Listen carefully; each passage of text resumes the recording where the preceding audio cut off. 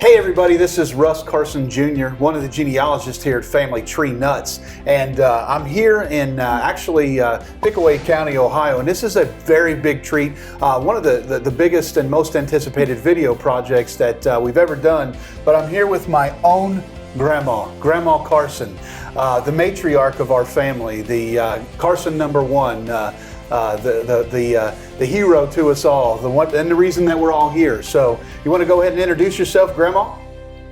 Violet Carson. Violet Ruth Carson. And when were you born, Grandma? December the 19th, 1934. Christmas baby, 1934. So I guess that means that just a few weeks you have a big birthday. Right, I'll be 85. 85 years old. And Grandma, that means that you have seen a lot of things that have happened over the years, but you've won some kind of a prize too. Tell them about the prize that you've won because of your age. Well, because I'm the only one. Right. Nobody in your family has... That I know of that has lived to be that old. Not of anybody, grandparents, aunts, uncles, cousins, anybody, right? I mean, there might be cousins that I don't know about, but the immediate family, none of them lived that long. So nobody lived to 85. Now you're pretty healthy, and your mind's just perfectly clear, and we're all so lucky to have you. But what do you attribute that to? What do you attribute to living up into your 80s? I guess just good living. Good living? Mm-hmm. What do you mean by good living? I guess I wasn't wild. I didn't drink, didn't smoke. Lived in the biggest part of my life in the country. And good country air? Yeah. Did you said didn't drink, didn't smoke, but and good food, right? I think that's one thing that you're known for in our family is everybody is known as being the great cook, and everybody has their something that they like the best from Grandma, and mine is fried chicken that you make. So everybody in our house loves your fried chicken, and I've tried to emulate that myself, but I just can't get it the way you do it. But no, I don't do anything special about it. But you're definitely known for your cooking skills, for sure. So, something else that you're known for, and is this right here? These blankets. I think this is actually a blanket that you made yourself, isn't it? Yes, I think so. And this was what the coolest thing is you have made this blanket for how many blankets have you made? Do you think? No, I have no idea. One for each child and grandchild and great grandchild, and even in our wives and things too. So yeah. She's made a personal blanket for us all, and I think that's an incredible legacy. That something that we're always going to have of our grandma. It's personalized, and you make it to our favorite colors most of the time, or something that has something to do with them, and we all have them. And it's something that is going to last. I mean, these blankets will be around 100 years or more even, kind of thing, our entire lives. So I have one on my own chair that wrap it up, and I feel like it's a little bit of Grandma's love because of all the love that she's made, put into making these blankets. And it's definitely a cherished possession that we all have. But so Grandma, you were born in 1934, and that is a pivotal point in American history because you were born right in the middle of the Great Depression. So when you were a young girl, it was the United States was under economic duress and things. Do you remember about people being poor when you were young? No, I didn't know. I guess we were poor, but didn't know we were poor. But pretty much everybody was poor. Yeah. Not everybody, but a large portion of the United States was under a Great Depression. Well, people had ration stamps, and you had to use them to buy stuff, and once you used them up, you couldn't buy. If you needed something, you couldn't buy it till you got the stamps again. What are some of the things that were rationed? Well, like sugar and gasoline. Of course, we didn't have a car, so we didn't have that. And I think you said even clothing. Yeah, the clothing was. Now, was this during World War II or even before then? Well, it was World War II. Right. I remember. But I don't know if everything was rationed, but I know that your main things were. And if, like it was sugar, if you used up your sugar, then you had to wait till I don't know how often they got the stamps, but you had to wait till you got issued stamps again. Speaking of World War II, you were a little girl. I guess you were only about 10, 11 years old when the war ended. Yeah. So some of your first memories would be about the war. What do you remember about World War II?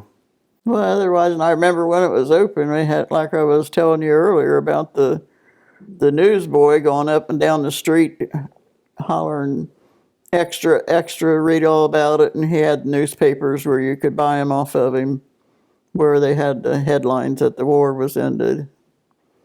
And but they only done that when it was something special going on. Do you remember when the war ended? Like, is that a moment that you remember? No, not really. Okay. You were a little girl, and really none of your close relatives were fighting over there. So no.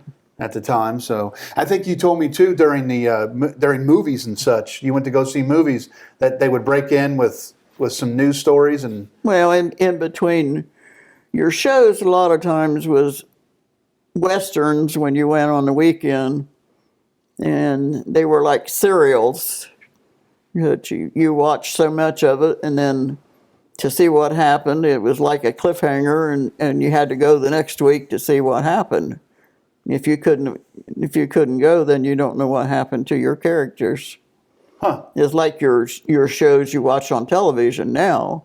You watch them every week, but they're different shows. But those was continued, and more or less like you done a break in a movie, and then you watch part of it one week, and you go back next week to watch the rest of it. And then there might be another movie, but in between them, they always had what they called newsreels, and that's where they put the pictures of the war and stuff like that on. Right. Right. I remember you telling me, this was, about your grandfather. One of the stories about, well, first of all, how much was a movie theater to go to the movie back then? If I remember, 10 cents. 10 cents. What about, there was another place that was a quarter. Where's that at? Downtown Columbus at the Palace Theater or the Hyatt Theater. So if you went downtown, it was 25 cents. But if you went to the regular movie theater, it was 10. And what movie theater did you go to? You mean downtown? No, the one you went to that was 10 cents. So it was on East Main or something, or? It was on East Main, but I don't know what the name of it was. Right. I think it's still standing there now. Might have been the Drexel. Okay. But I'm not real sure. And how did you get the? Tell us about how you got tickets to go to the movie theater.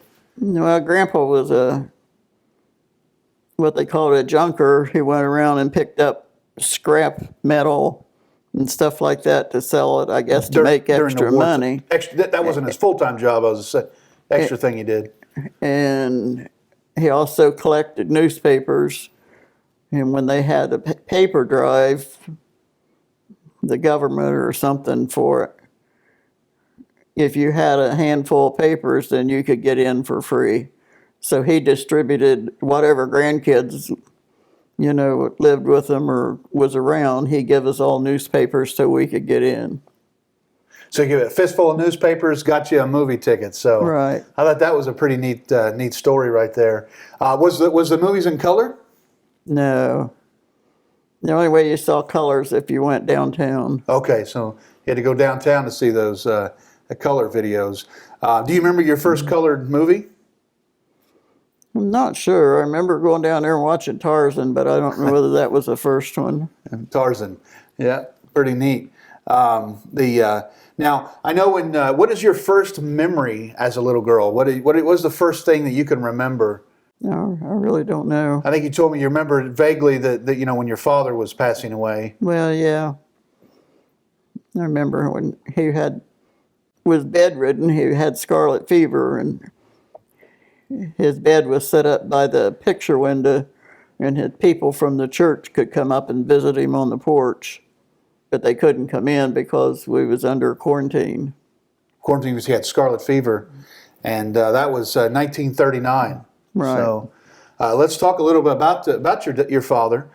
His name was Walter Carson, and he was born there in Washington County, or was it Meigs? Washington. County, and his family had moved up and down the river a little bit, East Liverpool, down in Meigs County, and had lived there for at least 3 generations. They originally come from Virginia and Maryland, but he you don't know a whole lot about his parents and such, because he was a younger child, and but he passed away when you were just a little girl, and I think he was a minister, right? Yeah. What are some of the other things that he did too? He worked with the American Legion, and he had a soup kitchen. But that's just stuff I was told, not that I actually remember. Sure, right. And so your father, Walter Carson, was actually in the Army twice on 2 separate occasions. He was in during World War I, but he was also in a few years before that too on an enlistment. And I know that one of the neatest things that I found about it is I found a newspaper article about him on his first enlistment when he was back home visiting his mother, I think in East Liverpool.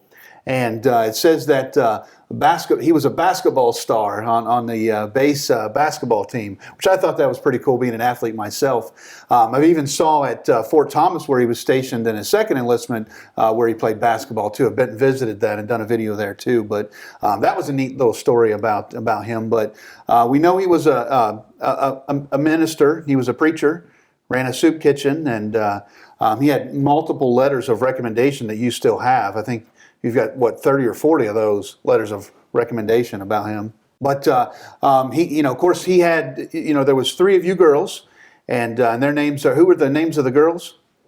Yourself and Naoma, who growed up to be called Pokey, and then Janie. Naomi was Pokey, so her nickname was Pokey. How did she get that nickname? I really don't know. Otherwise, and they said where she was always slow, and they called her Pokey. And there was another reason too, I think you said, that your mom's friend? Well, she said something about she did look no more than where she was little, I guess. Said she was no bigger than a little pork chop or something like that. Poke chop, you said, I think so. Yeah, poke chop. I thought that was a neat story right there. But so it was Pokey, and she was born of March of 36, and then there was your other sister, Frances Jane, going by Janie. And when was she born? 36? No, 39. 39, right before. So, and then in 1939, your father got scarlet fever and passed away. Right. So after your father passed, what happened to you? Where did you guys go then? To Columbus to live with her mom and dad. Okay. Marion and Ethel Bellamy. Okay. And let's talk about them for just a moment. Marion and Ethel Tipton Bellamy. Marion had an interesting nickname. What was his nickname? Bun or something like that. Yeah, Bun.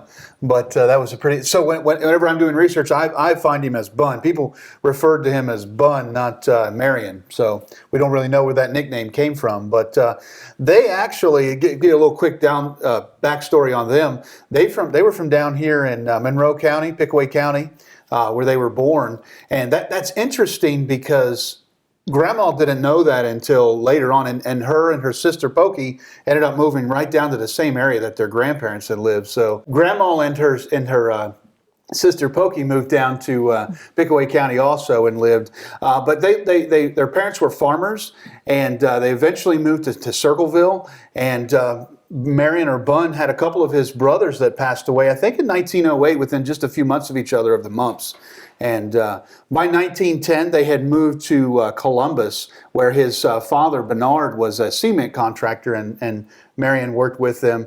And then in 1920 and 1930, shows up he was what's a cool job as a streetcar operator, streetcar motorman. He ran a streetcar there in Columbus, Ohio. So pretty neat little story right there. But by 1940, all of you were living in the same house. And that was the height of the Depression right then. That on the census shows up, of course, Mary and his wife Ethel, your grandma, then 3 of his children, and then your mother and 3 girls, and then also her sister and her husband and her couple girls. I think there's 16 or 17 of you that are all living in the same house. And I think that's a neat story because that is a snapshot of the Great Depression right there, when families had all come together. At times were tough financially all over, and they were all coming together. And I think that says a lot about your grandparents to allow everybody to come into their house. And that's when they lived on Leffler, I think, right? Right. Or Rich Street, or right in there on the east side. But that was an awesome story. But they didn't live there long. Your mom eventually got a job, and very soon after that, and got on her own feet, got her own place. And what are some places that she worked at? Well, she worked at Kroger's. Kroger's is a grocery store. And then I think that's when, from Kroger's, then she must have got the job with the government.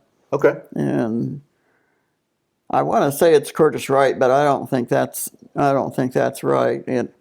She'd worked there so many years, and then they went out to California for a year, and then they come back, and then she went and applied for her job back, and she couldn't get on at the original place, but she got on as what they called now as DCSC.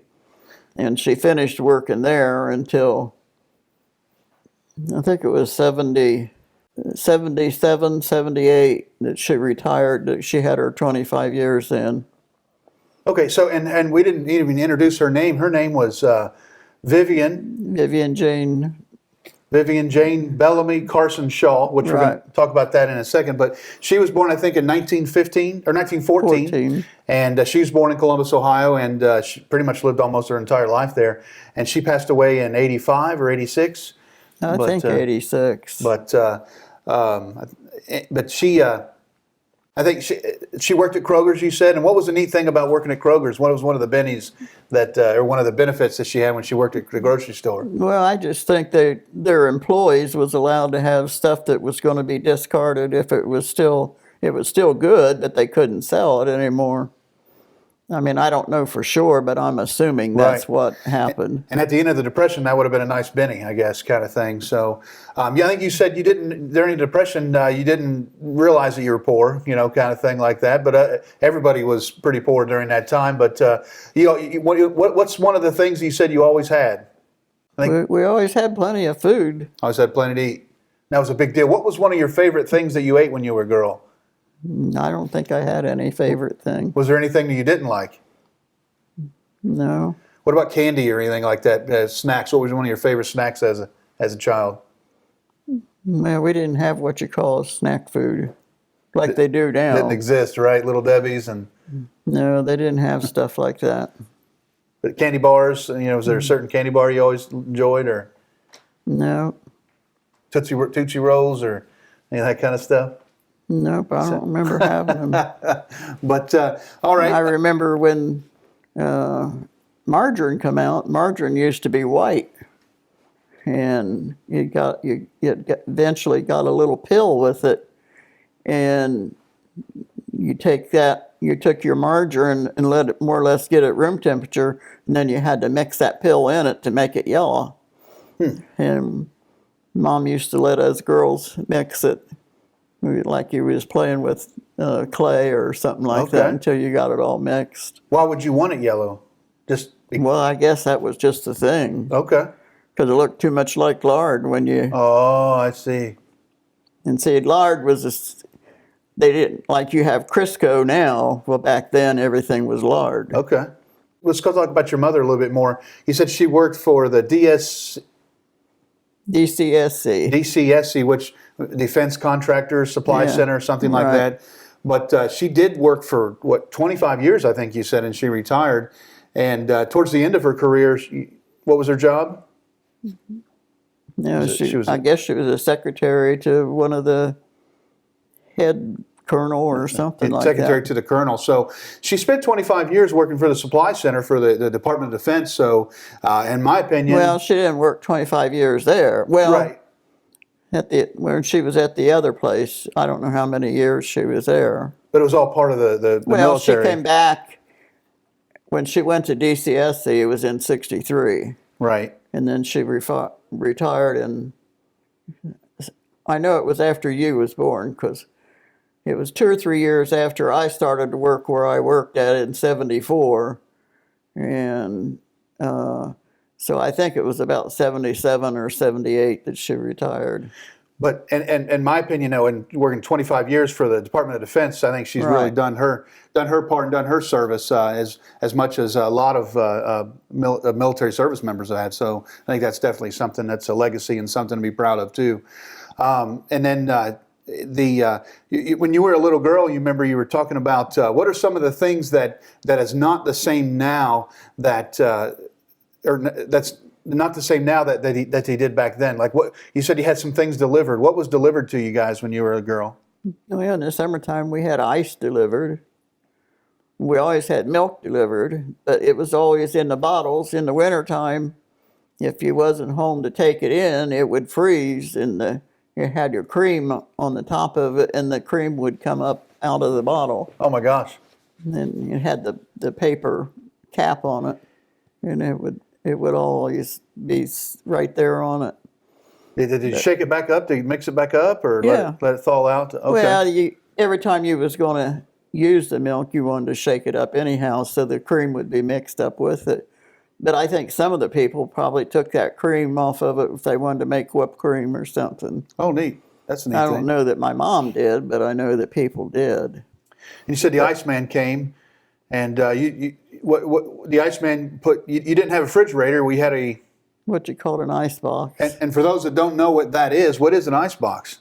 Well, it's just a wooden cupboard-like thing, and the lid lifted up, and that's where they put the ice in there. And then you had a pan underneath it, because that ice melted, and you had to keep that emptied every day. If you didn't, it'd run over all over the place. And I think you said that you used there was a sign that you guys would put out. Right. It was color-coded, like for what? What was the purpose of the sign? To say what size block of ice you wanted, either a 50 or a 75 or a 100 pound. It's whatever I guess would fit in your ice box. So you'd set your sign out there. The man would know which size piece of ice to bring, and he'd come to your door and come in and put the ice in there. Was that a daily thing, or No. every few well, days? I don't know how often he came, But it would have melted pretty fast. So. I think you told me a story too about the Iceman. You said that they would give you like little chips. Yeah, the kids that sat on the street when the Iceman was there, he was always allowed to get, chips off of him. That had to be pretty neat because, you didn't have air conditioning back then, it got pretty hot. No. And you had to be outside I don't even playing. remember having fans. Right. And I think that you said you didn't use the icebox in the winter. Why didn't you use the icebox in the wintertime? Because he put a orange crate outside the window, and you just opened the window and put stuff out there. I imagine, people might have had refrigerators, but we didn't. Right. So that's pretty ingenuitive. You just set it out there and have when you needed a glass of milk, you open the window, grab your glass of milk, pour your glass of milk, and put it back out the window. Well, I think we lived in a furnished apartment, so apparently it didn't come with. Okay. Because I think when we moved from there and was in the next apartment, I think it must have had a refrigerator because we never had the Iceman there. Sure.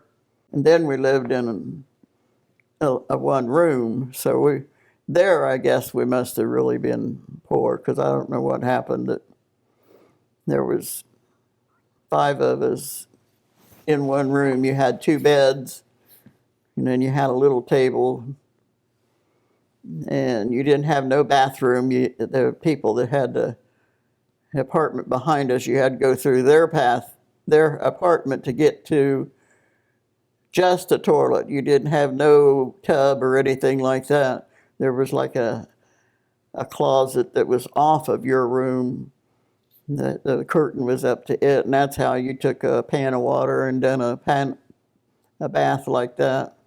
And you didn't live there very long, I don't think, though, right? That would have been mid-40s, late 40s? Yeah, we might have lived there about a year. I don't know. Okay. And that was when your mother was remarried. Yeah. Okay. And she worked. That was where it was over top of Kroger's where she worked at. Perfect. And then we moved and got a house that it was in the low-income housing projects or whatever they wanted to call them. And I know I was 15 then. Okay. And we had a regular bedroom and upstairs and downstairs. So I remember, it wasn't very long after, your father had passed. A few years later on, your mom met another guy, and what was his name? Otho Shaw. Otho Shaw, and I think he was also a minister part-time, or Right. and he was from down in Athens County, I think it was. So Yeah. when they first got married, you guys moved down there to Athens County, and what are some of your memories of living down there when you were a little girl? Well, my sister and I, we used to pick up coal along the road so they could use it in the coal stove. And it was a coal mining community. And there was a creek that ran right beside the house, and we used to wade in there and catch the crawdads. Oh, yeah? And I used to love going up the side of the hill, and they had wildflowers and stuff. I used to love to do that. And you were probably, 7, 8, 9 years old about this time? Something like that. Something like that. And I think you remember you went to a school there. Tell us about your school. It was a one-room school. I don't know whether it was either up to 5th grade or 8th grade. But I know I was supposed to be at the head of the class there, but when we moved from there, I wasn't the head of no class when we got into the city living. When you moved back to Columbus. Because I remember we went to Chillicothe first, and Pokey was one grade under me, and the grade I was in, it was either the 3rd grade, something like that, and they had this book, Through the Green Gate, and I couldn't read it. So they demoted me back to Pokey's class, and back then you had to move your whole desk. Oh, wow. It was all one piece, and you moved it all down the hall, and they moved me in her room. It was very embarrassing. Right. Yeah, I guess so. That's a little different than nowadays for sure. And the teacher was really rough. If the kids got caught chewing gum, they had to stand in front of the class and put the gum on their nose. Oh, my gosh. And tell me about, tell us about, you had that one teacher, you asked him how to spell a certain word. I asked him how to spell beautiful, and he just commented back, well, how could a beautiful girl like you not know how to spell beautiful? And to this day, when I see that word, I often think of him. That's awesome. And that's because you are beautiful, right? Well, I didn't think so, but that just made an impression with me. Sure. That's a great story. And so you lived down there for a couple of years, and while you were there, you had a couple other sisters that were born. Carmen Ann, who was raised by her aunt and uncle on your stepdad's side, and then, of course, Charlotte. Well, Charlotte was born after we moved back up to Columbus. Okay, all right. And Charlotte, introduce Charlotte to the story. Charlotte is, she's your youngest sibling, and she lived her entire life with your mother. Right. She never married or anything like that, but she's kind of like the favorite aunt or an extra grandma to all of us, and she comes to all of our family events, and she's definitely one of the Carsons, I guess, as you'd say, and she's definitely beloved by all. So you moved back to Columbus, and you said that all the kids would play outside. And what are some of the things that the kids would do when you were a kid? Yeah, they played ball, and they played hopscotch and jump rope.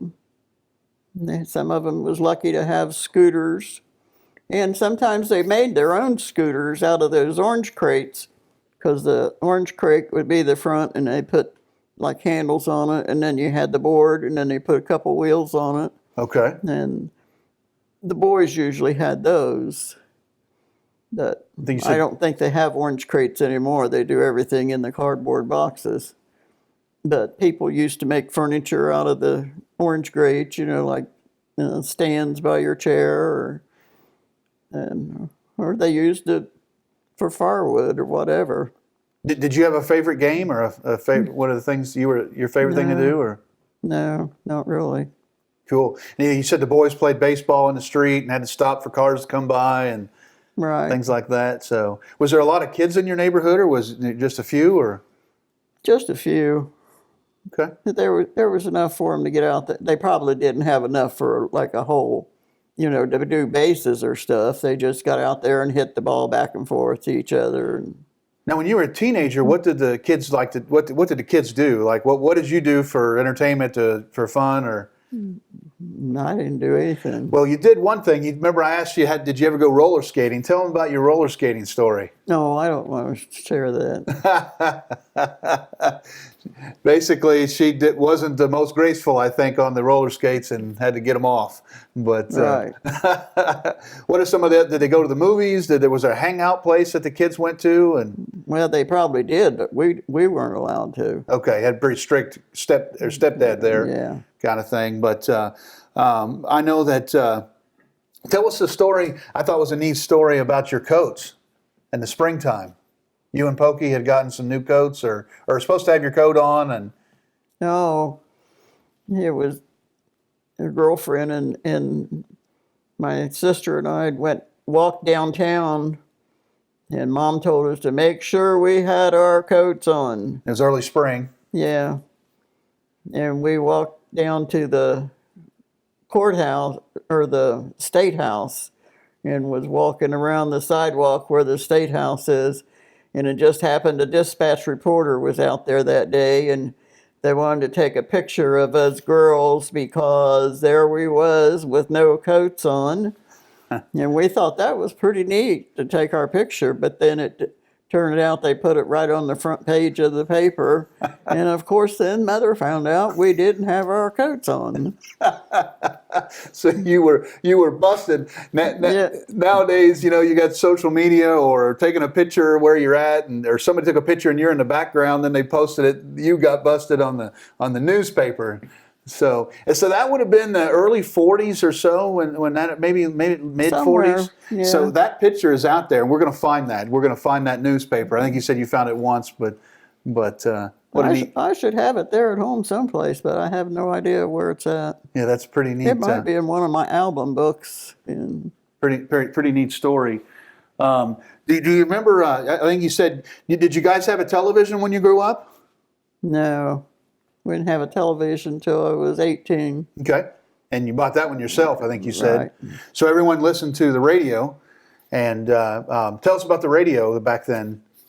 Well, everybody sat around whenever your favorite show was on. Everybody sat around it like you do now. Like And watching TV, but you listen to the radio. but my dad, when we got the television, my dad loved wrestling. But we wasn't allowed to watch it or turn it on until all the house was cleaned first. Okay. And then we could sit and watch the wrestling. But I didn't really have any favorite shows then. What are some of the shows that you listened to on the radio? You remember? No, Sure. not back then. The only thing I remember is we had the wrestling. That was always on Saturday. Right. Just like you're with the Buckeyes now. Okay. But it was a big time wrestling and stuff like that. Speaking of the Buckeyes, that's was the Ohio State Buckeyes, was the football, basketball, was all that as big of a deal then as it is now, or is it about the same? Or Well, I remember when they used to beat Michigan, they used to have the wooden goalpost, oh wow, and they tore the fans tore the goalposts out and walked from Ohio State down to Broaden High carrying those goalposts. And I think eventually they put the ones they got like now cemented in so the people couldn't do that. sure, But that was a big thing. right, Because see, we lived in the North End, and so I guess people would go out like a parade, and so you'd see them going down the street. But it was only it was if they won the Michigan game. oh, that was the main game, right? And that was when Woody Hayes was there. Sure. But I remember that. So that they were just as much a part of Ohio or Central Ohio culture as they are today, I guess, Right. kind of thing. Nothing's changed, even 70, 80 years, kind of thing. It's definitely an identity. I know that you went to school. I think you said that most folks, by the time they got to about 16, they decided that. Well, a lot of them quit, so they go to work. Right, and I think you You actually you quit school too Right. and started working. Tell us some about your jobs, your first jobs that you had. Now, my first job was just a babysitting job. Right. And then I worked at a candy factory. And then I had like an office job. The candy factory. Tell us about the candy. I think Pokey worked there with you, didn't she? Yeah. What did you guys make? What did you guys do while you were there? Well, I don't know what her job was. I know what mine was. I used to, where they make the chocolate covered or peanut custers that had the creams on the inside. Right. I had a job where those creams come down a chute and you had this tray like this and you had to catch them things and you had to make sure you done it fast so they didn't get gobbed together. How long did you work there? I think I probably worked there about a year. Okay, neat. That's great. In the summertime, then we made like the gum candies that's got the icing on them. Mm-hmm. That some of them worked on, where they worked on, made the peanut clusters.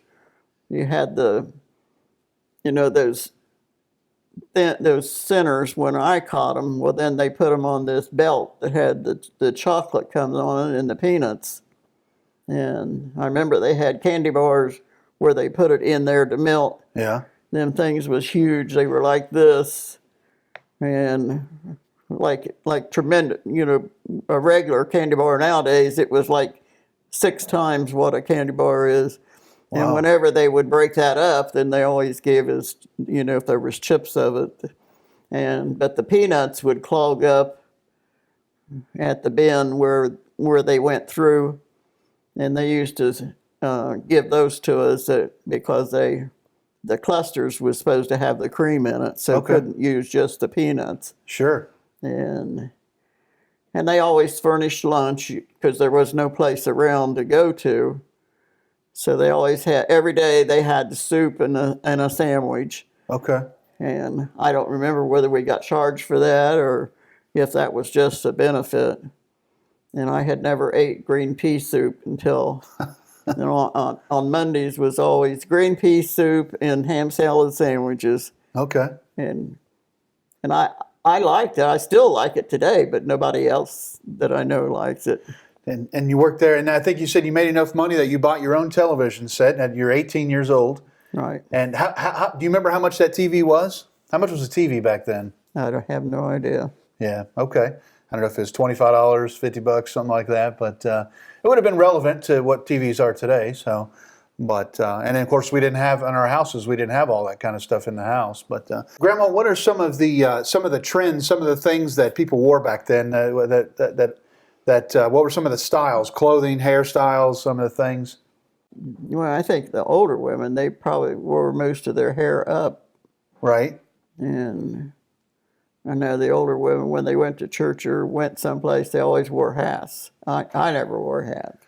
What are some of the?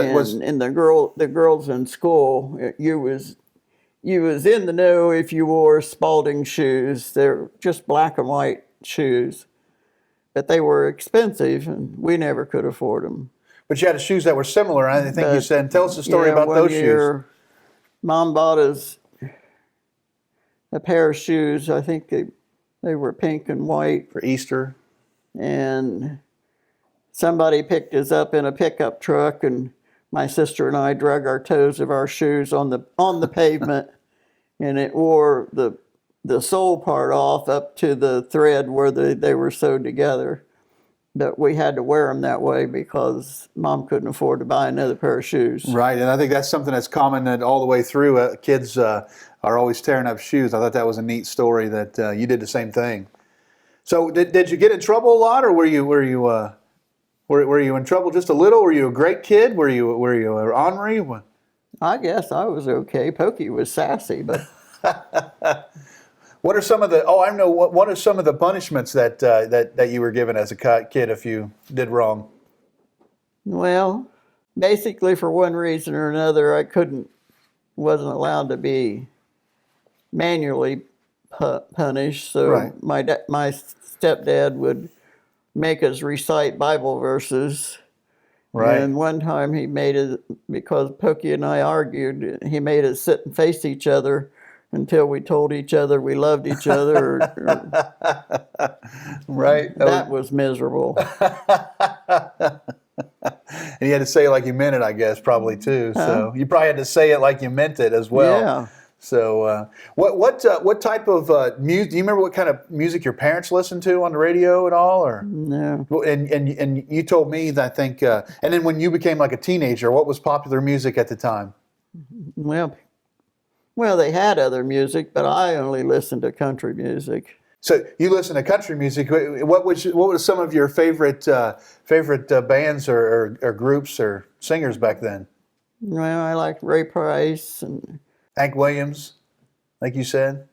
yeah, Hank Williams. I didn't like his son, but I liked him. Not Hank Williams Jr., Hank Yeah. Williams, the old Hank Williams. And Ray Stevens, I think that's his name. And Loretta Lynn. yeah, Back Loretta in. Lynn. But Patsy Cline, you didn't like. I'm not so much.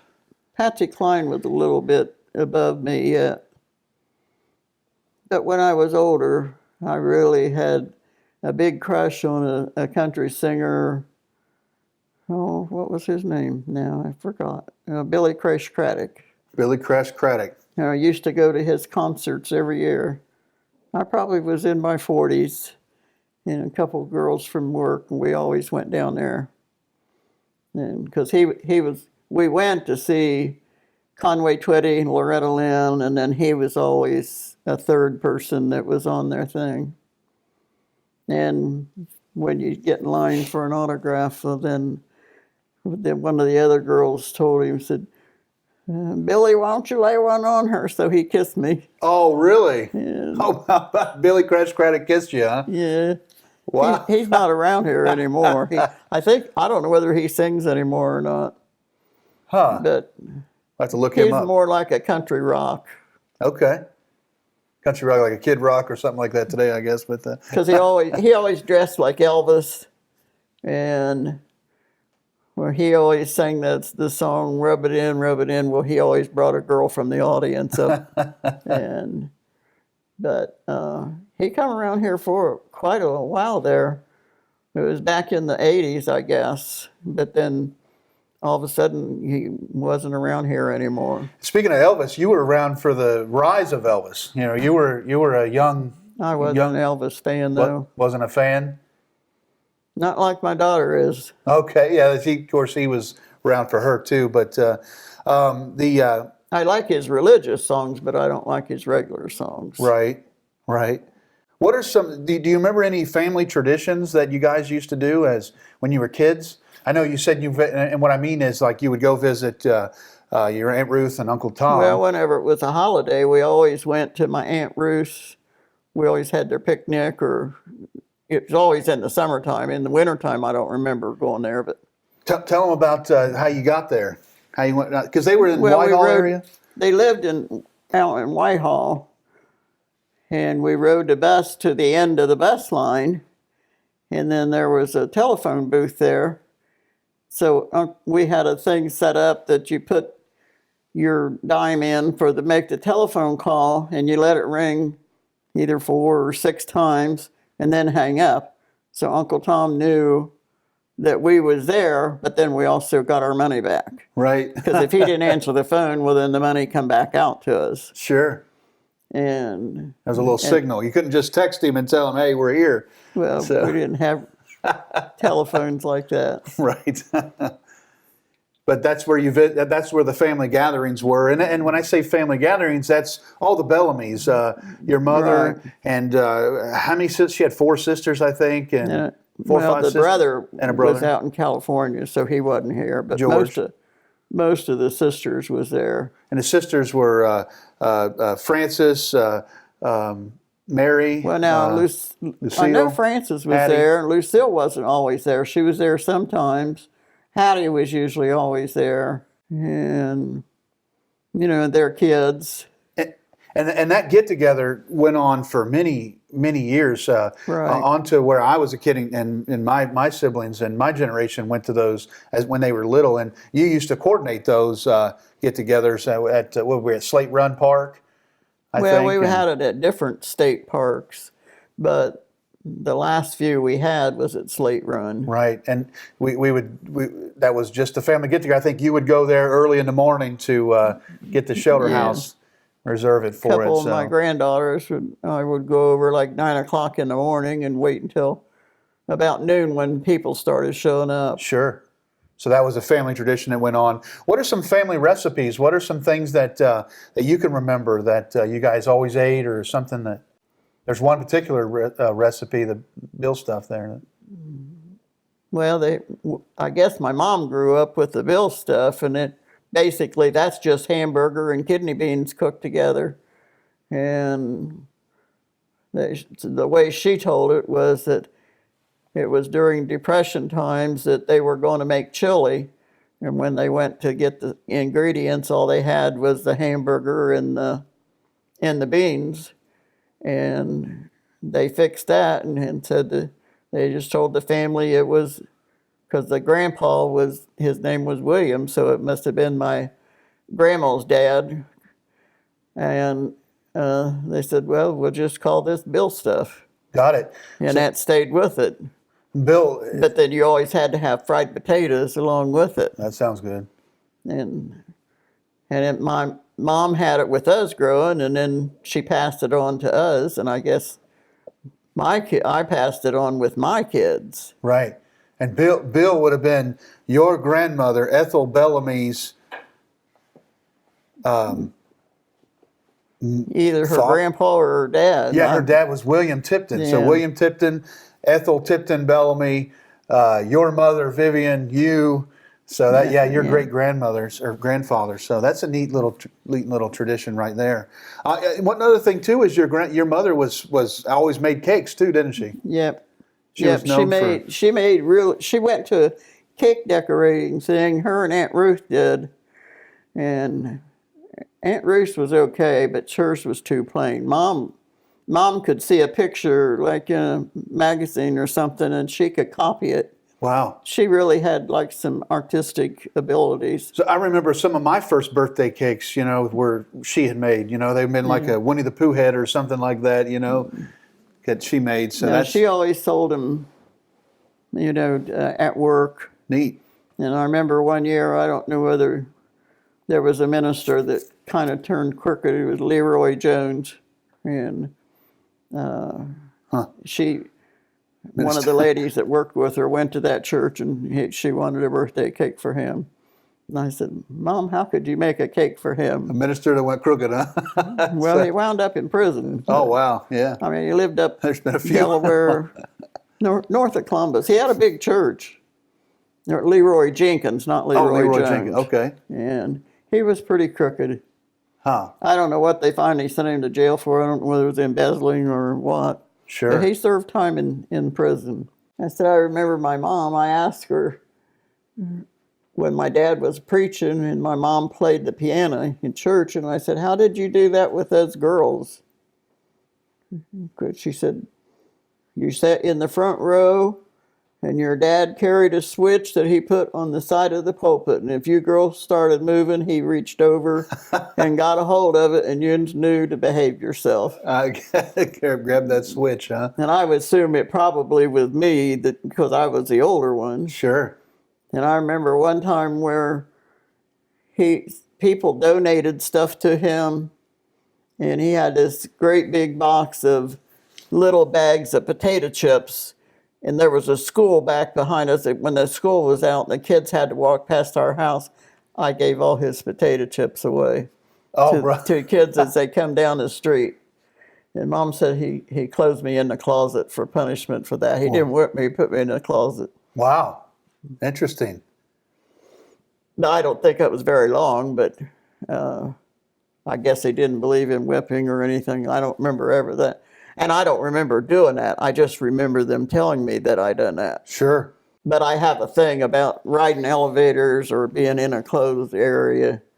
I don't know whether I got claustrophobia from that. And I said, well, maybe that was it. It makes sense. We learn, we gain phobias and early in our childhoods when we develop our personalities and things. So, but I think you told me a story. You were skipping school one time.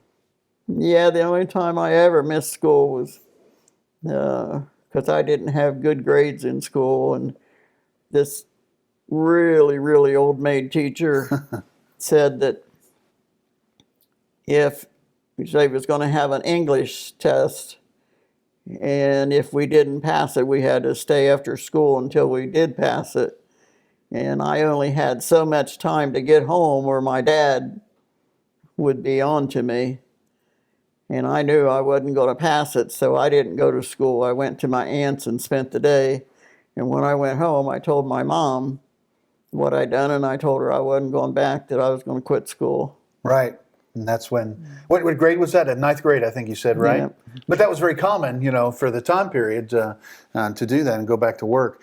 Your dad lived on, until your 30s and said your stepdad kind of thing, and then he passed away, a strange way to pass away. You want to tell briefly about how he passed away, Otho Shaw? Well, he got killed in 70. He was hit and run. He was crossing the street and somebody hit him and didn't stop. Didn't stop. And I think, how did you find out? You found out on? Well, I found out over the TV because at that time the dispatch was on strike.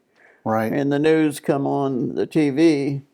In a program I was watching, they interrupt the program and put on that after 3 days that they finally had identified the person that was hit. Sure. And it was his name. So fast forward a little bit, and was there anything else about your childhood, like as a girl or a little girl, or your childhood you want to talk about, or what's something that was a big? I think you said you all the time went to church.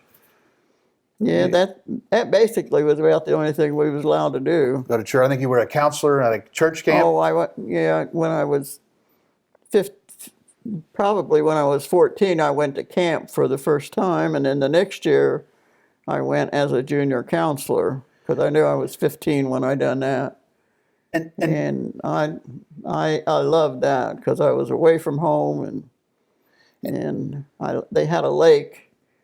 And I'd take a boat out and go out there and read on that boat, and got the worst sunburns because it was real cloudy, and I didn't know you could get a sunburn when it was cloudy, but you do.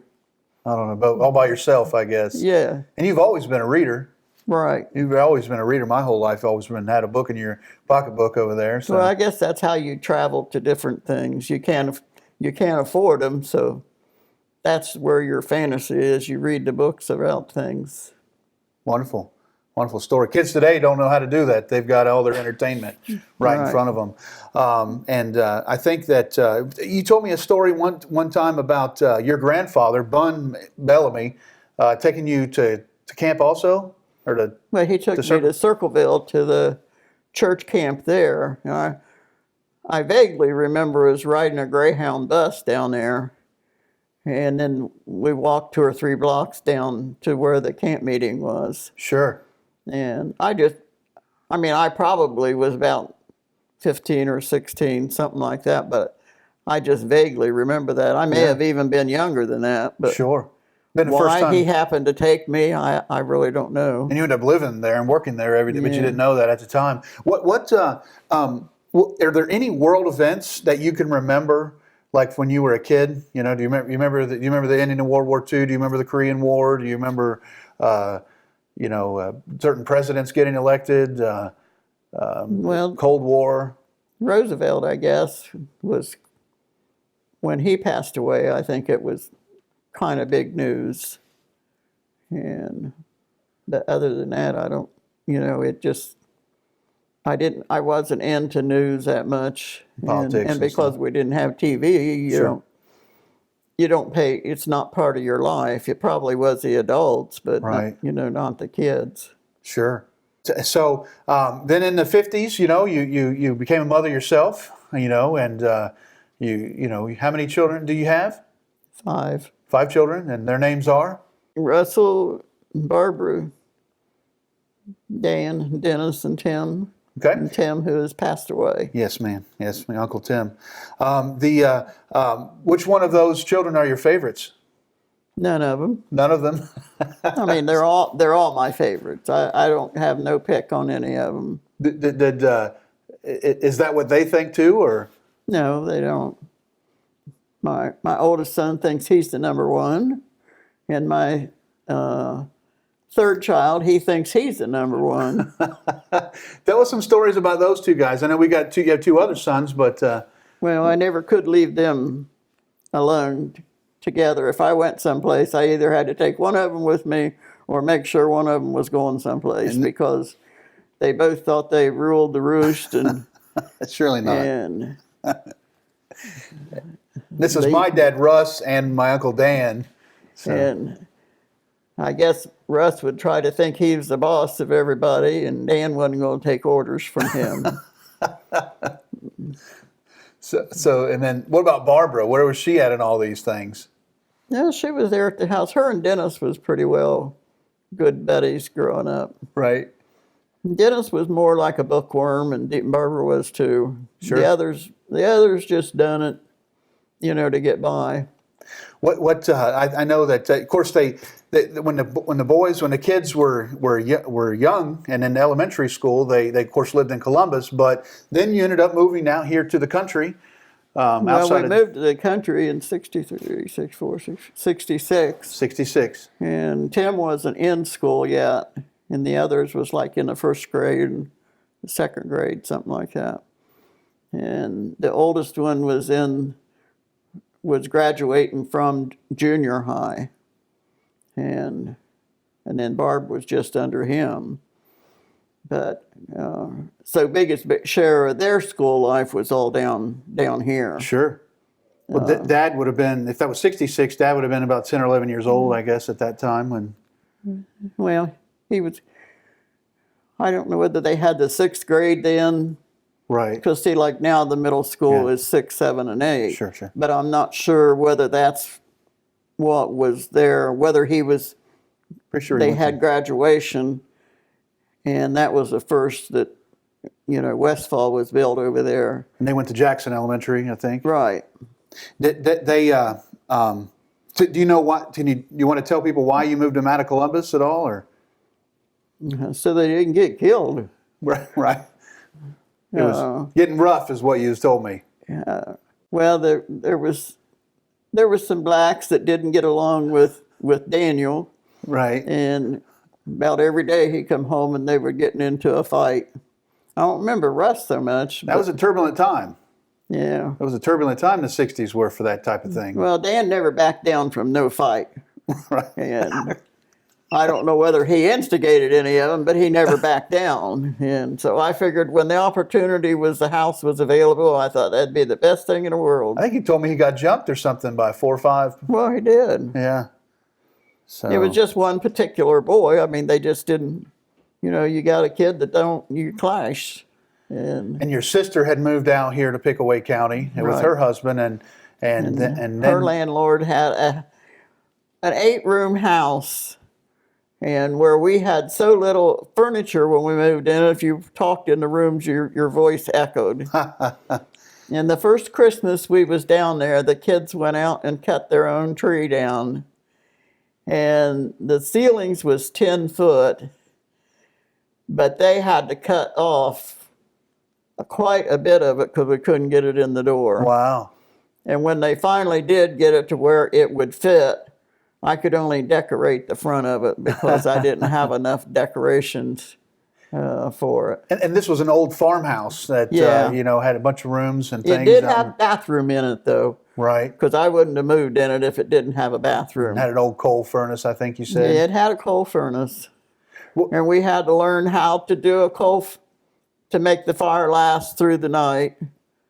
Otherwise, you got up in the morning, it was pretty cold. Sure. It was, how old do you think that house was? Do you think it was built like late 1800s probably? No, I have no idea. The houses that you're describing to me, I know they're generally built in the late 1800s to the early 1900s, but I remember the house. It was a nice house. Yeah. There's a pond there, and well, the ponds wasn't supposed to be used to us. But the kids did go, as they got older, went back and fished, and Right. they didn't swim in it, but they maybe they did. I don't know. But This house is after you go outside of Darbyville. The Nazarene Church is there on your right. You go up right out of town, up the hill, and it's right there on your left. yeah, Is where that house is, and and it's tore down now. Right, Fearson Pike, I think, that is right there that dead ends into Westfall High School right there. So those people in the future, that's where that house was. See, on the kitchen part, it had a door on this side, and then on the other side, there was still a door that went on the back porch.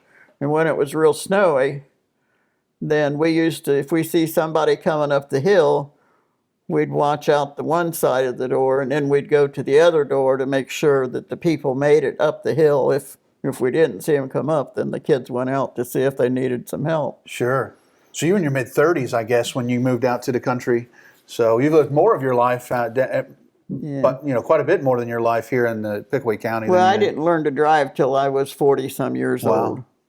And my neighbor, with her 2 kids, and then I had Tim, took me out on the road to learn to drive. And she said she didn't know which was worse, riding with her husband, who was a fast driver, or me, because I creaked. Okay. And, your kids were pretty calm kids. They were never in trouble or anything like that? No, not that I know of. They're pretty. They were pretty wild at home. That's what I'm getting at here. It's kind of thing. Tell us a couple stories about that. So. Well, they ain't really just wild boys. Well, I know one time I went to the store and I'd left the kids home, and when I come back, Tim had a big gash in his forehead where the boys had been out. It was a double cut axe, and they were chopping wood while he was taking his turn of doing it, and where he hit a hard spot in the wood, and it bounced back and hit him in the forehead. How old was he? Probably about 5 or 6. About 5 or 6 years old, he busted himself in the head with an axe. And that's the thing that I take from the stories of my dad and my uncles, and not Barbara, because they said she was always away from them hoodlums, but is all the injuries that they had. These wild. Tell us about some of the injuries that they had. Well, Dan, it was on a Sunday morning. They didn't want to go to church, so I let them stay home. And when I come home, they said, my daughter said he kept throwing up, and I just thought he had the flu. Well, then he was telling me that he'd been riding a horse, and the horse ran into him, and his shoulder hit him in the eye. Well, then I realized there was something serious wrong, so I took him to the emergency room, and he had a blowout fracture to his eye. Yeah, right here. And well, the plate that your eye sits in was cracked, and the muscle for your eye was caught down in it. Oh, and so literally broke his face.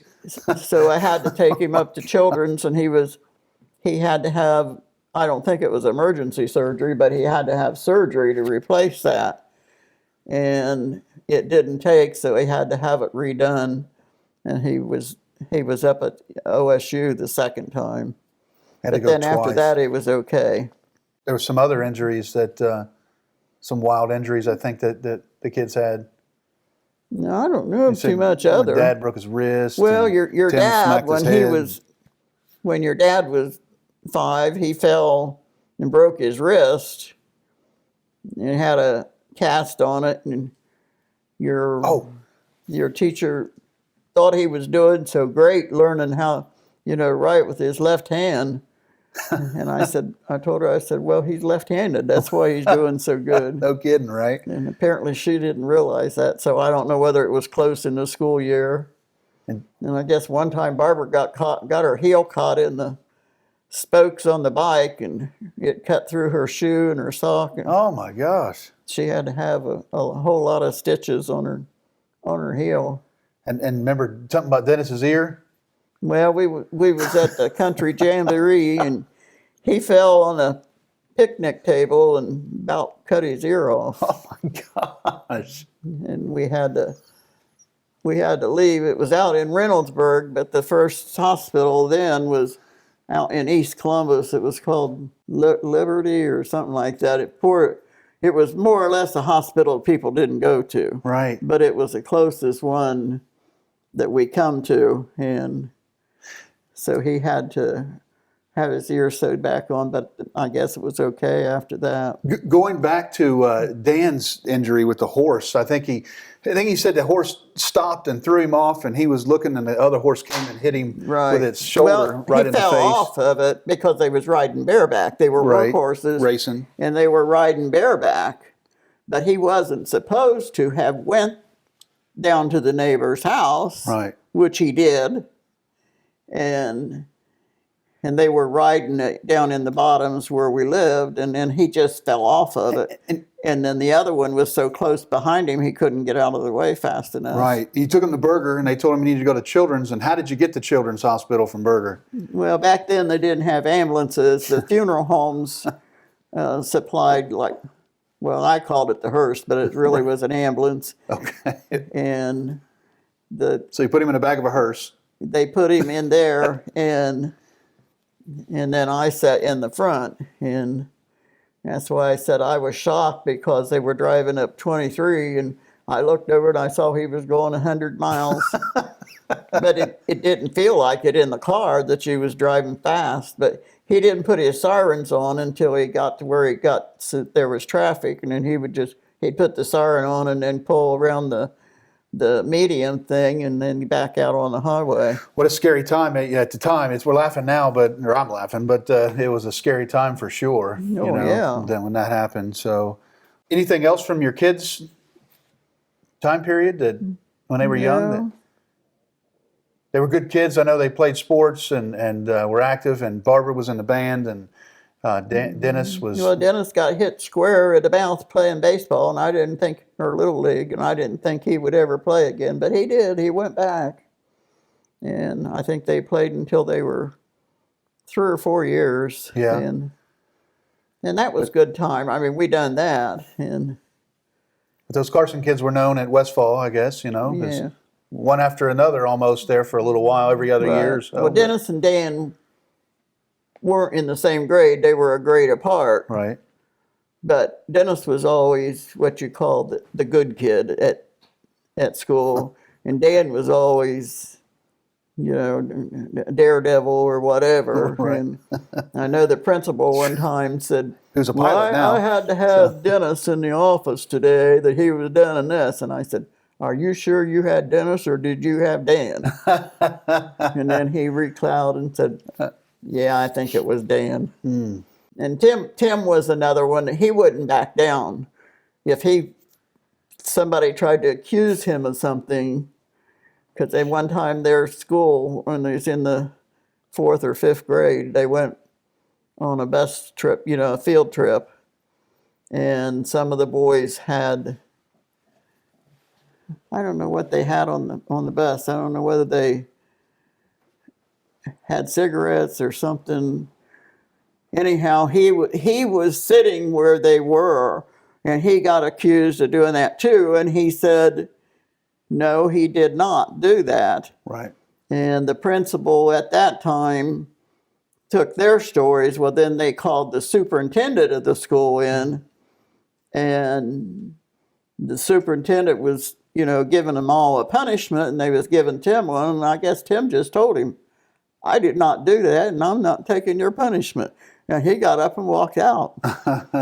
And I remember the principal telling me, she said, I just couldn't get over that. And so I don't know whether he ever got the punishment or not. I don't remember. I just remember all that going on. Mm. Wild stuff. And they all and what's amazing is that they all became good family people, had families of their own and done really well for themselves. All 5 of your children have done really well. So that's definitely commendable for you as a mother to them. And that's why everybody thinks that you're a saint, kind of thing. So, but everybody holds you in incredibly high regard, of course. And how many of us are there, Grandma? There's how many? It keeps growing. That's why. I forget how many grandchildren. Right. I've got 18 great-grandchildren along with, well, total 29. I don't know whether the 29 is the grandchildren and the great-grandchildren together, but when the last one was born this year, that was 18 of the blood ones. Right. And then I think I've got 7 of step-grandchildren. Sure. And then to make up the 29, I think the rest of them is just the grandchildren. So you got, of course, my dad was the oldest, Russ, and he had 3 kids, and my Dan mom, had 3 kids. Barb has one. Tim's, Barb's got 1, and Tim had, well, he had 2 blood ones and 1 stepchild. Right. And Dennis didn't have. The only thing Dennis has got is a Stepkids. He's got 2 stepsons, and then he's got 4 step-grandchildren. Right. Then from that, like my parents have 10 grandkids. So, I have 3, my brother has 2, and my sister has 5. That's 10. And then Barbara has a granddaughter of her own and a lot of step-grandchildren. But we didn't have any more girls in the family until this past, well, I think Addie was born, and then Charlotte was born. Right. And, well, Jennifer had her triplets. Right. And I think that was the first that we had girls back in the, that was 3 years ago. Of your great-grandchildren. Of the generation, because they're all boys. Right. Well, because I had Barbara or not Barbara, Dina and Jennifer was the only girls in the grandchildren. The rest of them was boys. Right. And then when the great ones come along, it was all boys until Jennifer had her girls. Sure. Except for my oldest, but they're older. Well, that's right. But they're older. Yours was the grandchildren. Hers was the great-grandchildren. Mine are your great-grandchildren. Oh, yeah, that's right. They're just older than the other ones. They're so much older because they're almost like a generation. Them, until Jennifer's was born, it was all boys. Right, and that's a so 15-year stretch. They were in their late teens when those 13. When the triplets was born. Sure, and you're old enough now. You could be a great-grandmother. So hopefully, my daughter is almost 22, Rebecca. So and Sarah's 19. So they hope hopefully you'll be here for another 30 years, Grandma, and be a great-grandmother. So what does it mean to you to have such a legacy of all of us? We're all here because of you. How does that make you feel? I just think it's great to have that many family. I'm just sorry that we don't get to me, it's like, yes, they're my family, but they're also strangers because I don't know anything about them. I don't know their family style. I don't know what, because they come up with the electric thing, the iPad, I hook with that, and then I can pick up information there or pictures of the kids because like the Jen's kids, I never see them. Right. And, where everybody lives far away, and I don't drive now. We're definitely spread out. No distance. We're in many states, aren't we? And so that's how I keep in contact with them, but it's not, I don't think about them. And I think it's wonderful, to see these little ones, coming up. That's why I said, I know I'm at the age when you look in the paper at the obituaries that most of them are 85, 86, something like that, are passing away. So I know I'm not going to live forever. And I would like to see these little ones, to grow up in their teenage years to see what they're going to be doing. But I know I probably won't. I don't know, Grandma. You seem pretty healthy, and what's wonderful is that your mind's as sharp as it was, forever. It's not all the time. Do you have any? What are your biggest? Do you have any regrets that as a girl growing up that I wish I wanted to be a pilot or something like that? Is there any things that regrets that you have for the future or from your past? Well, I just wished I could have provided a better lifestyle. I think that's all parents, though, isn't it? I mean, all parents feel like that because we were very poor raising them, but. we made it. And it's amazing, like I said, your children have all been successful. They've all are Yeah, pretty educated they've all and done great. Most of them all own their own homes. The only one that didn't own their home was Tim. right. But they're all pretty educated and have lived productive lives. They've all went to college. Right. They didn't all get a master's, but they've all Right. went to college. Right, and your grandkids are doing very well. I mean, Right. the older ones, kind of thing, and we've all of us are, none of us are broke it rich yet or famous yet, but we've all done very well and contribute to society well, and that definitely is because of you, Right. kind of thing. Because we could have been prison rats, I guess, kind Well, of thing. see, But they didn't follow my style because I didn't graduate Well. from high school, and when I started to work back in the 40s, they offered the GED to us, and I passed that, Right. so I got my GED. But So one thing too, Grandma, is that you worked a long time too for where you retired. You want to talk a little bit about your job that you worked at? well, I worked for a social service agency that almost closed down. It was a community action, Yes. and What was it called? it was called Pickaway County Community Action. Short was. And the people that had it before done some crooked stuff, so the government almost shut it down. Yeah. And they kept it together. There was 10 women that worked there, and the lady that acted as the supervisor until our boss was hired, she was one of the 10. And I remember when my boss, he was only a couple years out of college when he was hired. And see, eventually he would have us try to go out to the community. You went door to door and done a survey with the people to see what their needs was, so that he could write a program to the government. Well, we need this in this county. And eventually I think he was there late 70s until 2000. And it had expanded pretty good then. Right. And it's still in operation. It's called PICA. Called PICA. Right. And I worked for maybe the first 3 or 4 years, we done the going out every day, and we could go out by 9, and we weren't really expected back until 4. Right. And my job was always this part of the county, so I knew my roads and everything out this way. But I always carried a map with me, so if I got lost, I could look on that map. But the houses didn't have addresses then. It was just a route something. Right. And then when they had what they called the Home Energy Assistance Program, I was the director of that program for 5-6 years. And then the last 15, 16 years I was there, I switched over as a dispatcher for their transportation department. And I loved doing that. And it's where people called in for appointments to go to the doctor. Sure. And we transported some kids that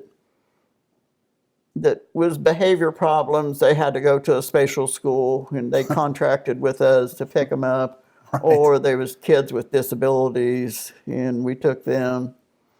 But I think we usually had about 10 drivers on each route that, each day, that some of them was retired and they only worked a half a day. Yeah. I know you're proud of working there. You've worked there how many years? I worked there 30 years. 30 years. And of course you got your plaques, a home on the wall, and right. And you retired from there. And that was your friends. Those were your people you ran around, besides they people were at like church. my family. Right.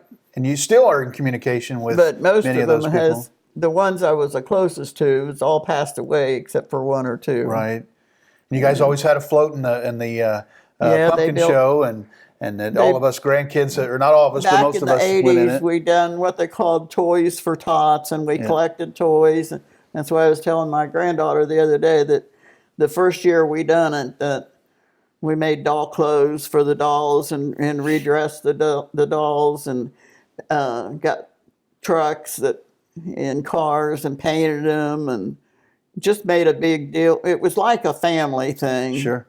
And our boss was like a big kid because they had a scooter and they used to run up and down the hall on the scooters.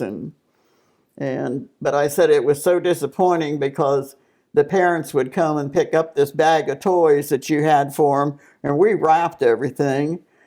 But it was on the second floor, and by the time when we go home from work, there would be these wrappings where people had wrapped stuff going down the steps and had it. It was all over the place. It was a mess. I remember those steps. That building. What was that building originally? Was it a theater? Was it a? Well, they have a community theater on the third floor. Big steps. You remember that? Oh, yeah. You go in. That was an old building, like late 1800s. It's like a veterans thing because see, our offices, they had one office that had like marble, and it had names of servicemen engraved in those. And see, when they redecorated, they papered over those, and I guess they really got upset over that.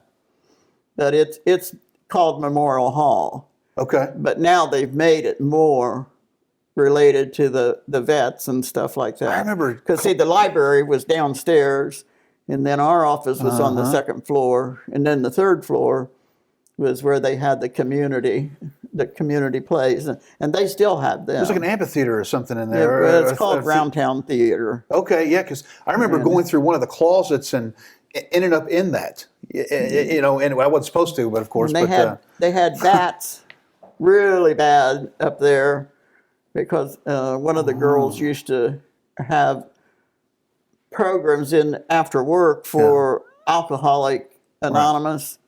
And she was showing a movie. She asked me to stay because she never liked to stay by herself. And while we had the movie where the lights was out, here these bats all come down and was flying around, and so we had to get out of there.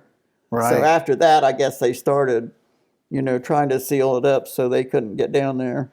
What's shift gears a little bit? What's one of your things that you're most proud about of your life? Because you've lived longer than most folks, so I know you've had a lot of accomplishments, and a lot of everybody else, a lot of things that have not went your way. But what are you most proud about? I know I'm putting you on the spot here, but no, I don't know. I guess just to know that my family all succeeded, and have good families, and because I see some others in our family that they're drug addicts and.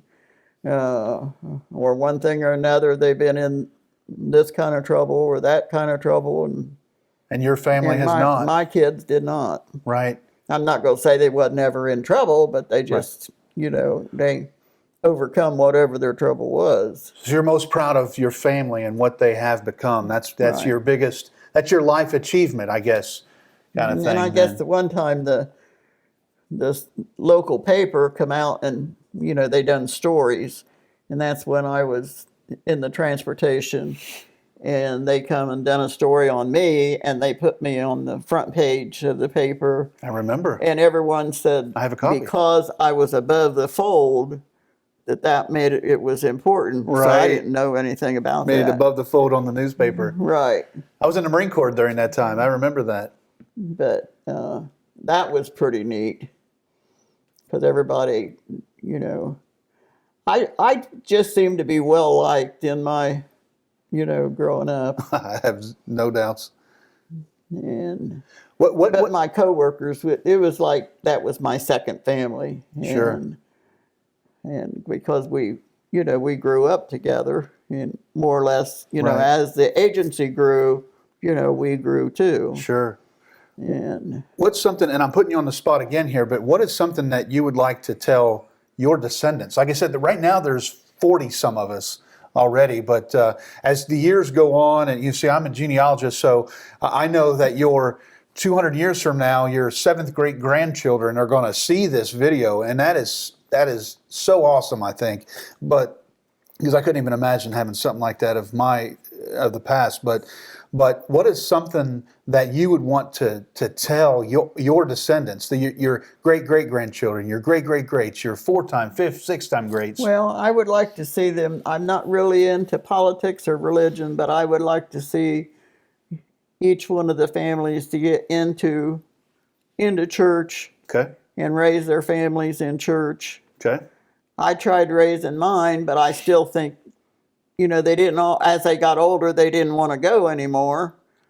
And some of them are in church now, and some of them aren't. Mm-hmm.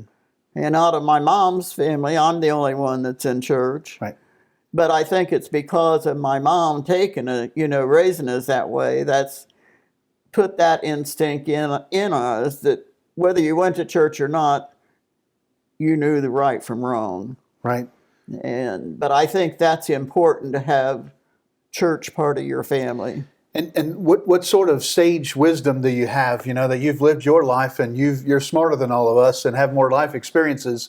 Is there anything that comes to mind that, hey, make sure you do this, do that, stay out of this, don't get involved in that? Or is there any, and it could be anything, what to eat, what to wear, what to do every day? Be loyal to each other. Okay. And try to have communication to each other. Okay, so be loyal to your family or to? Well, be loyal to your family and try to have communication, but also whoever you work with, try to be friends to them. Don't pull shenanigans and stuff like that. And just be honest with yourself, live your style to where you can live with yourself. Don't do things that's crooked or whether I always done right or not, I always tried to initiate that with my kids, and I'm sure they passed that on, to their kids. Well, to us, us grandkids, you are perfect, and you are the one that we all look up to. And but I'm not always.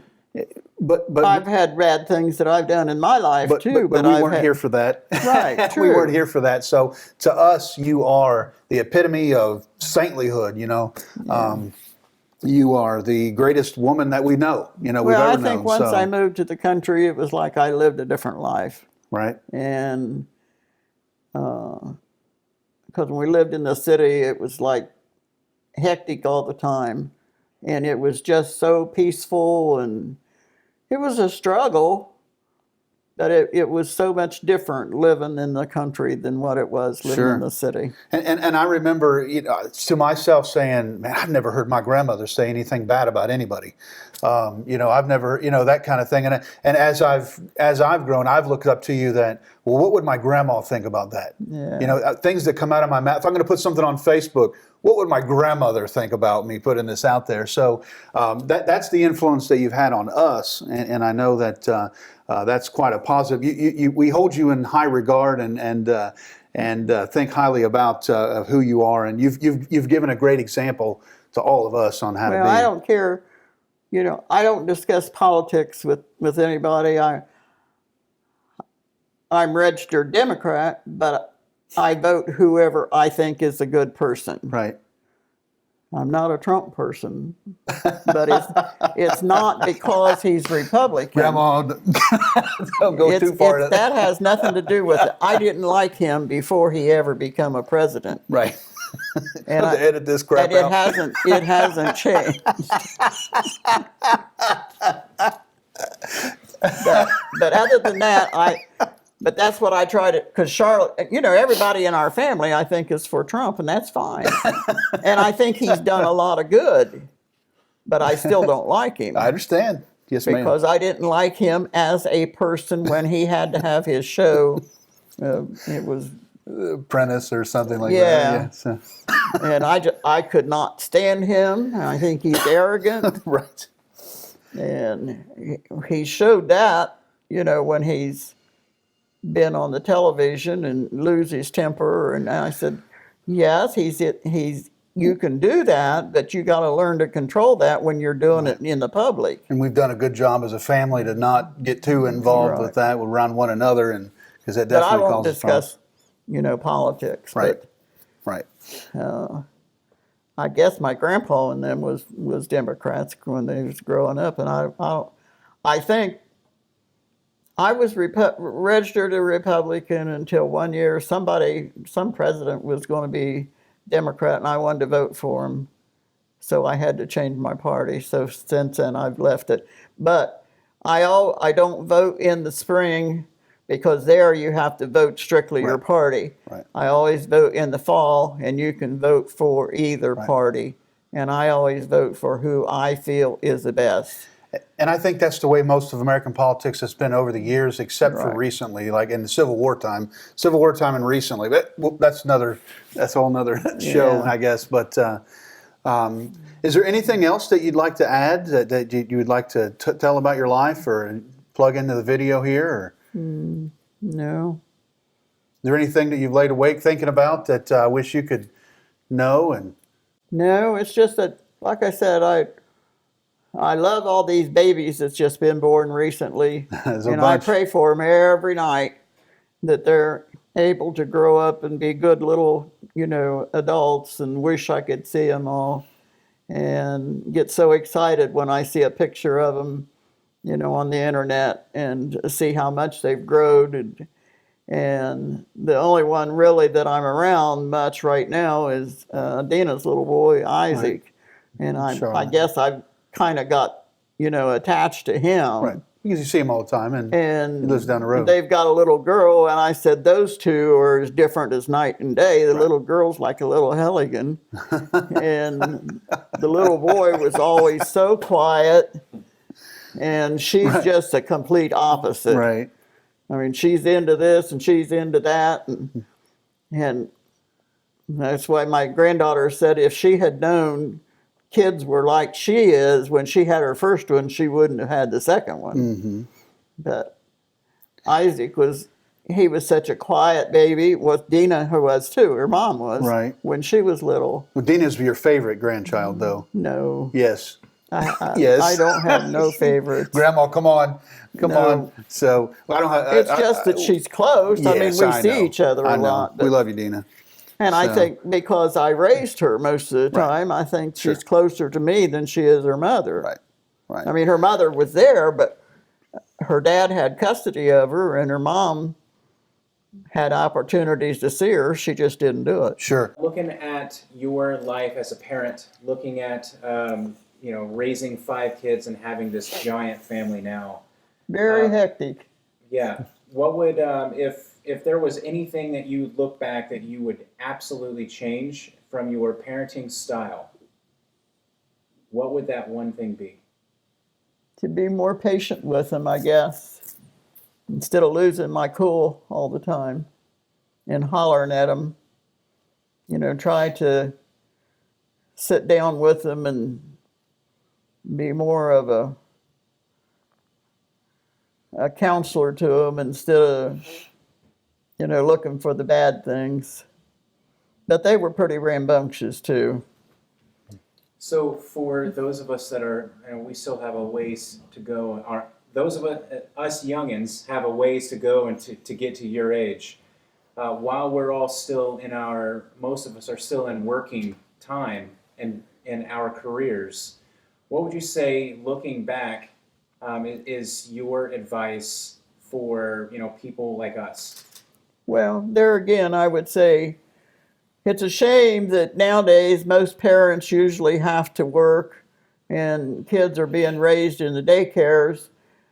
And see, that helped a lot because I may have been on some public assistance, which I didn't like, but when I had babysitters and worked, they mistreated my children, so I had to choose to stay home until my kids were all in school.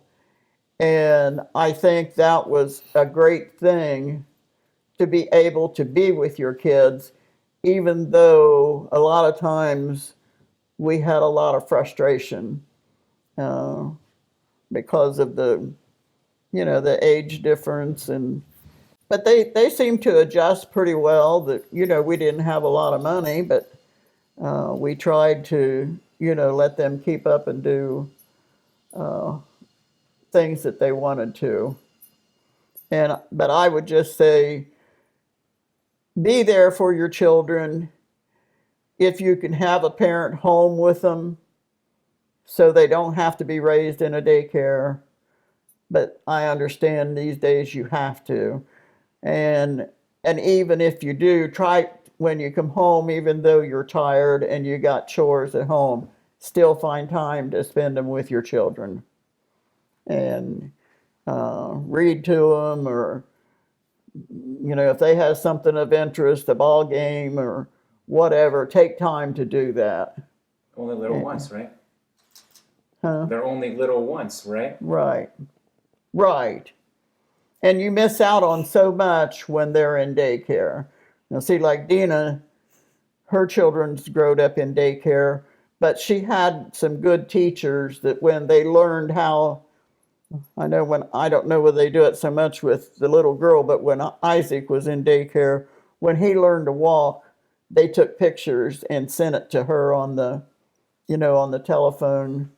And when he accomplished something, they sent pictures and let her, be a part of that. And I've noticed she spent a lot of time with it. And he's very hyper now. And she said, she don't know why he's like that. And I said, well, it's because he was an only child and you and your husband both spent time with him and gave him a lot of attention. So now he expects, the attention, and they don't have the time for it. But they still try to, give him as much as they can. In the summertime, it's nice because he can get outside and run that energy off. But that's why she said, how did you handle your kids when they got like that? And I said, well, they played with each other. And, they had somebody to grow up with. So I think that's a big issue. But, you have some kids that require more attention than others do.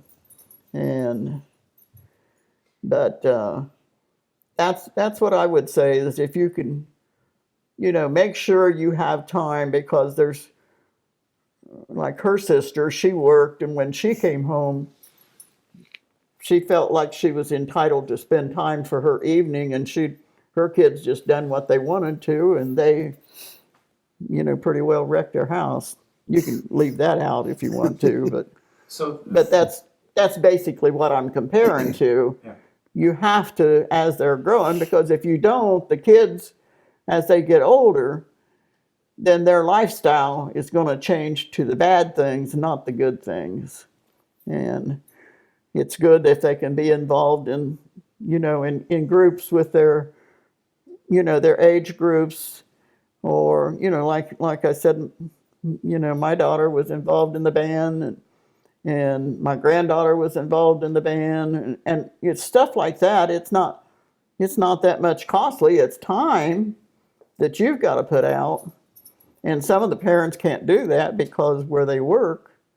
It was just fortunate that I was able, by the time I got off of work, a lot of times when they had band practice, I was able to go pick the kids up. And I usually had about 6 or 7 kids that I took and delivered home, because the other mothers, worked. Maybe some of the mothers would drop them off, or they done this after school. But I think it's just important, and if they're interested in a sport, try to work it out where they can do that, because I think growing up with the sports helps them a lot. Don't push it on them, because when my boys played softball, they had mothers there that if their kids didn't get a home run, they really got scolded when it was over. Well, then that takes the fun out of it. It's supposed to be entertainment for them. Yes, you've got to follow rules from your coach, but I don't think you should be punished by your parents because you couldn't satisfy them. So let's talk about the all these spouses, all the wives of all your children. Well, so far I think we've been pretty lucky with the. I was totally kidding. I was totally kidding. Well, Grandma, thank you so much for spending your time with all of us to tell these stories that are going to be cherished by all of your descendants for many years. I know this is very important to me, myself and Chris, of course, that's producing the video here at Steady Ready. But we're so thankful that you took your time to share these with us. We're so thankful for the bazillions of meals that you've cooked for us, all the places that you've taken us, and all the love that you've shown us. And going to get a little emotional here, but I'll try not to. But we love you so much, and I know that I speak for everybody when I say that we all look at you as a saint, and you mean everything to us. And we're so happy you're in our lives, and we're so lucky every day to keep you in our lives. So I wanted to tell you that, and tell you we love you and appreciate you so much, Grandma. Okay. So, okay. Hey, and remember, family tree nuts. Let our nuts find the nuts in your family tree.